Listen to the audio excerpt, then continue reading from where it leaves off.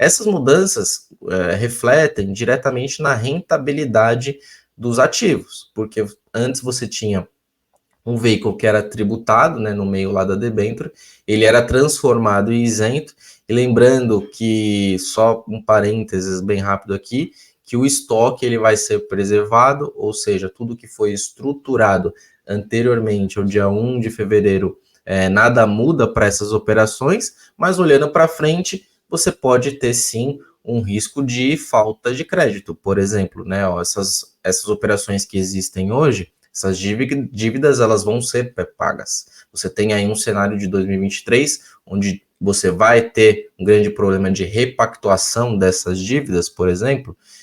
Teremos aí um ano com redução de taxas de juros e as empresas adoram esses períodos porque elas vão fazer esse pré-pagamento e aí talvez os fundos de CRI não encontrem, né, as mesmas taxas, né, nesses ativos, observando o mesmo risco que era antes. Então, também você pode ter menos ativos dentro dessas carteiras. E aí, Danilo, você fala, me explica um pouco mais sobre o porquê, ou talvez você disse aí que os fundos podem ter uma taxa aí reduzida. Antes, você tinha uma dívida que ela era travestida de imobiliária, onde esse prêmio de risco embutido estava dentro da isenção do que o título tinha. Então, agora esse prêmio ele deve ser menor. Em consequência, menos ativos disponíveis. E aí você pega um FII.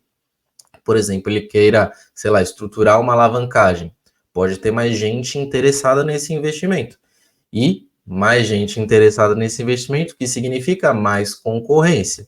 E sim, isso pode significar uma menor taxa dentro da indústria, dentro do setor como um todo.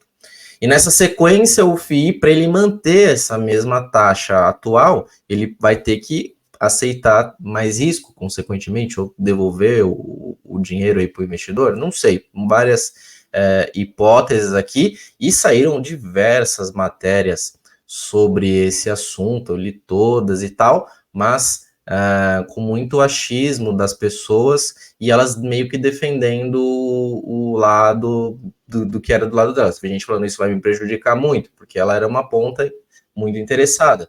Teve pessoas do CMN falando que isso não ia impactar tanto, advogados falando que ia impactar. Então, cada um vê o seu lado, eu não vejo isso como errado, mas o Clube FI, ele também saiu com a matéria na capa do Valor Econômico, e méritos aqui para o nosso grande Felipe Ribeiro, né, que capitaneou o CR Data, e foi feito um levantamento de todos os CRIs que estariam, CRIs e CRAs que estariam desenquadrados. E a matéria do Valor foi essa, que está aí na tela, né, novas regras do CMN teriam barrado 34% dos CRIs e 26,5% dos CRAs emitidos em 2023 de CR Data, que é a nossa plataforma de CRIs e CRAs, que faz todo esse acompanhamento diário, né? O Ribeiro está olhando isso, respirando essa indústria de CRIs e CRAs. Então, olhando os números, sim, 34 dos CRIs, 26,5 dos CRAs.